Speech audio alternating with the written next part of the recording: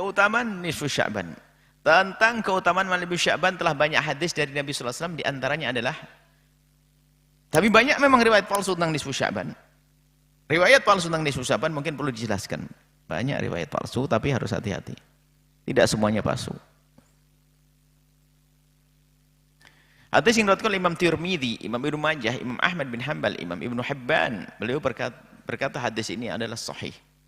Ulama hadis yang mengatakan, bukan kita, mengatakan hadis sahih. Hadis apa sih ini? An Aisyah radhiyallahu taala anha, dari Sayyidah Aisyah qalat, faqadtu Rasulullah lailatan fa kharajtu fa idza huwa bil baqi fa qala akunti takhafina ay yahfazallahu alayki wa rasuluhu, qultu ya Rasulullah inni dhanantu annaka ataita ba'da nisaika wa qala inna Allah azza wa jalla yanzilu lailatan nisfi min Sya'ban ila sama'i dunya fa yaghfiru li akthar min adadi sya'ri ghanami kilab. Aku kehilangan Rasulullah, kata Sayyidah Aisyah, karena waktu itu Rasulullah adalah semestinya di tempatnya Sayyidat Aisyah. Cuman waktu itu Sayyidat Aisyah kehilangan Rasulullah pada satu malam. Kemudian aku keluar dan aku menemukan beliau di pemakaman Baqi. Jadi dari rumah Sayyidat Aisyah itu dengan pemakaman Baqi itu, karena rumah Sayyidat Aisyah yang akhirnya jadi makbarah kubur baginda Nabi SAW, ghurfahnya, kamarnya. Karena Sayyidina Nabi wafat di rumah Sayyidat Aisyah dan Nabi akan dikubur di mana beliau wafat. Jadi kalau tahu Baqi itu adalah, kalau kita di makom atau di dekat di wilayah lokasi makom baginda Nabi, maka kita menghadap ke kiblat, maka arah kiri kita adalah Baqi. Kurang lebihnya mungkin berapa ya? Mungkin 300 atau 200 meter. Ya, ke jalan raya sana itu Baqi. 200 meter lah. Itu adalah Baqi. Nabi dari rumah ke sana, ke arah Baqi, ke makbarah, ke kuburan Baqi. Pemakaman Baqi. Al-Gharqad. Maka beliau bersabda, apakah engkau khawatir Allah dan Rasulnya akan menyanyiakanmu? Ya, kemudian aku berkata, tidak wahai Rasulullah, sungguh aku telah mengira engkau telah mendatangi sebagian istri-istrimu, sementara engkau seharusnya dengan ini jatah Siti Aisyah. Kemudian Rasulullah bersabda, sungguh Allah menyeru hambanya di malam nisfu Sya'ban, kemudian mengampuni, menyeru hambanya, memanggil hambanya, maksudnya aku dengan khusus, seruan khusus, kemudian mengampuninya dengan pengampunan yang lebih banyak daripada bilangan bulu domba Bani Kilab. Maksudnya pengampunan yang sangat banyak. Jadi ada Bani Kilab itu orang yang punya domba yang banyak. Nyebut dombanya saja kalau sudah domba terbanyak di tempat itu. Ternyata hitungannya bukan hitungan dombanya, bulu dombanya. Maksudnya itu kalau membuat misal itu kan, kalau orang mencontohkan yang gede itu kan, wallah, setinggi gunung Himalaya. Padahal dengan, kenapa harus Himalaya? Karena yang paling tinggi gunung ya Himalaya. Ya. Padahal mungkin yang itu maksudnya lebih tinggi lagi. Hal seperti itu. Jadi maksudnya pengampunan yang banyak sekali. Domba Bani Kilab adalah gerombolan domba terbanyak di Jazirah Arab di waktu itu. Nah, ini nisfu Sya'ban dibahas kan gitu. Rasulullah menyebut malam ini, malam nisfu Sya'ban, malam itu. Nah, tentunya nanti kita sudah paham bagaimana mereka tetap mengatakan berita hadis itu dhaif, tidak bisa dipakai hadis itu. Sudah Ibnu Hibban mengatakan sahih. Mungkin dia merasa lebih hebat dari Ibnu Hibban, dan mungkin Ibnu Hibban salah juga dalam tasahih hadis, tapi yang mengatakan, yang mengambil hadis ini pun bersandar dengan seorang ulama hadis yang mengatakan hadis ini sahih. Hadis yang diriwayatkan oleh Imam Ibnu Majah dan Imam Baihaqi. An Ali bin Abi Thalib qala Rasulullah sallallahu alaihi wasallam, "Idza kanat lailatul nisfi min Sya'ban faqumu lailaha wa sumu naharaha fa inna Allah ta'ala yanzilu fiha li ghurubi syamsi ila sama'id dunya fa yaqulu ala min mustaghfirin li fa aghfir lahu ala mustarjikun fa arzuqah ala mubtala fa u'afiyah ala kada hatta yatlu al-fajr."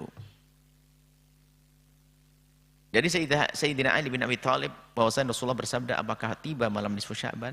Apabila tiba nisfu Sya'ban, salatlah pada malamnya dan puasalah di siang harinya. Karena Allah menyeru hamba-hambanya di saat tenggelamnya matahari, terbenamnya matahari. Lalu berfirman,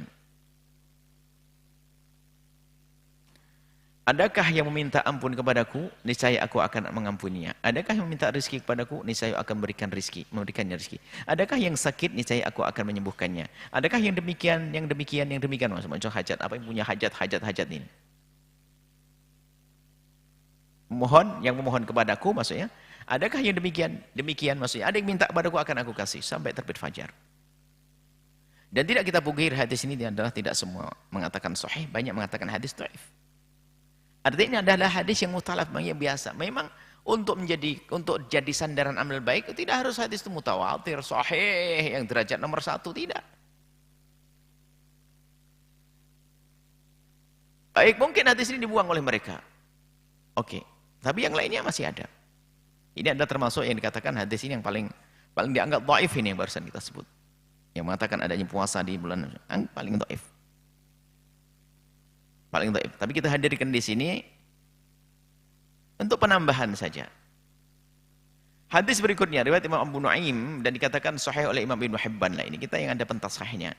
Begitu juga Imam Tabrani berkata semua perawinya adalah orang yang bisa dipercaya, thiqah. Sudah dikatakan oleh pakar-pakar hadis bahwasanya perawinya thiqah, bisa dipercaya, artinya hadisnya juga benar. An Mu'adz bin Jabal dari Sayyidina Mu'adz bin Jabal. Karena Nabi SAW ada bagi Nabi. Qala, beliau berkata, Yattali Allah tabarak wa ta'ala ila khalqihi lailatan nisfi min Sya'ban fayahfiru li jami'i khalqi ila li musyrikin aw musyahin. Allah melihat dengan pandangan khusus kepada makhluk, kepada hambanya. Allah tabarakallahu wa ta'ala melihat kepada makhluknya pada malam nisfu Sya'ban. Melihat ini perlu dikasih jelasan, pandangan khusus gitu. Allah melihat setiap saat Allah melihat hambanya. Lalu Allah mengampuni seluruh makhluknya kecuali orang musyrik dan orang yang bermusuhan. Ada kebencian bermusuhan. Ini hadis sahih. Di malam nisfu Sya'ban. Disebut nisfu Sya'ban. Tidak akan disebut, tidak akan ada pengampunan spesial begitu kalau bukan karena ada kelebihannya malam nisfu Sya'ban.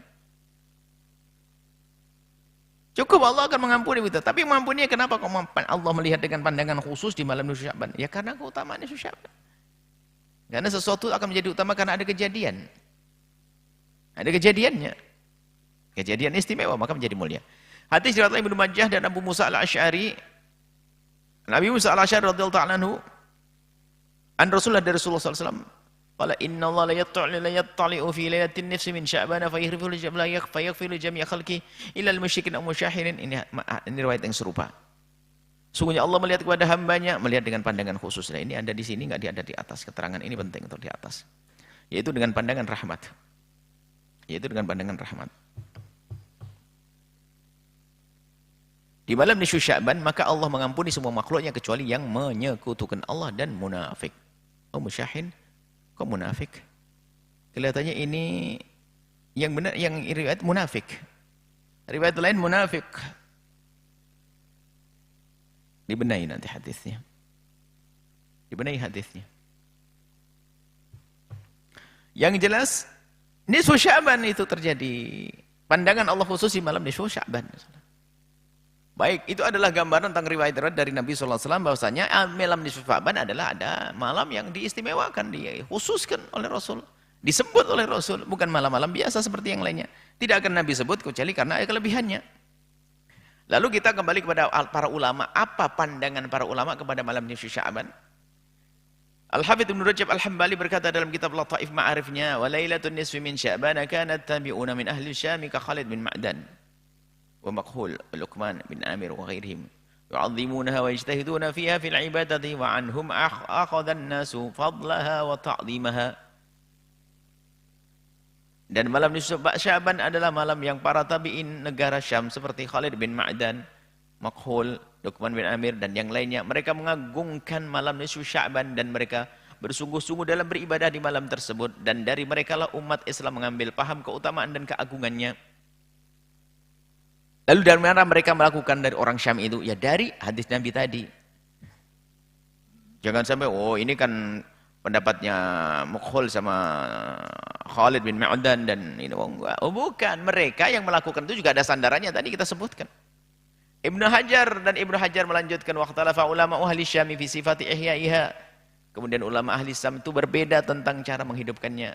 Ala qaulin, dua pendapat, ahadihima annahu yustahabu ihya wa jama'atan fil masjid kana Khalid bin Ma'dan wa Luqman bin Amir wa ghairuhuma yalbasuna fiha ahsana thiyabihim wa yatabakharuna wa yaktahiluna wa yakumuna fil masjid lailatahum tilka wa wafaqahum Ishaq ibn Rahawai wa dzalika Fi dzalika wa qala fi qiyamiha fil masjidi jama'atan. Laisa dzalika bid'atun. Qala fi qiyamiha fil masjidi jama'atan laisa dzalika bid'atin. Terjemahnya adalah ulama Syam berkata berbeda pendapat di dalam cara menghidupkan malam Sya'ban. Pendapat pertama disunnahkan menghidupkan cara berjamaah di masjid. Maksudnya rame-rame lah biar saling mengingatkan. Bukan berarti harus sholat berjamaah. Bukan, maksudnya berkumpul di masjid, hidupkan masjid supaya nggak ngantuk. Kalau di rumah itu zaman dulu. Kalau zaman sekarang tambah parah lagi. Di rumah ada televisi, ada macam-macam, internet.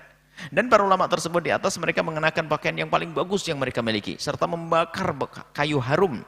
Tabakharuna. Lalu menggunakan celak. Wa yakatahilun. Dan pendapat ini disetujui oleh Ishaq bin Rahawai. Dan beliau berkata, ini bukanlah sebuah bid'ah. Kalau Imam Syafi'i mengatakan, balaghana, telah sampai kepada kami, anna doa, sungguhnya doa itu istabaju dikabul fi khamsi layal, dan di 5 malam. Lailatul Jum'ati, malam Jumat, wal Idain, malam 2 hari raya, wa wal Rajab, wa nisfu Sya'ban. Nisfu Sya'ban, Imam Syafi'i mengatakan begitu, ada sandarannya. Rasulullah di dalam riwayat Rasulullah pergi ke Baqi' dan berdoa. Banyak riwayat-riwayat, tidak kita sebutkan semuanya. Imam Syafi'i telah berkata, telah sampai berita kepada kami bahwa doa akan dikabul di 5 malam. Malam Jumat, malam 2 hari raya, malam Rajab, malam nisfu Sya'ban.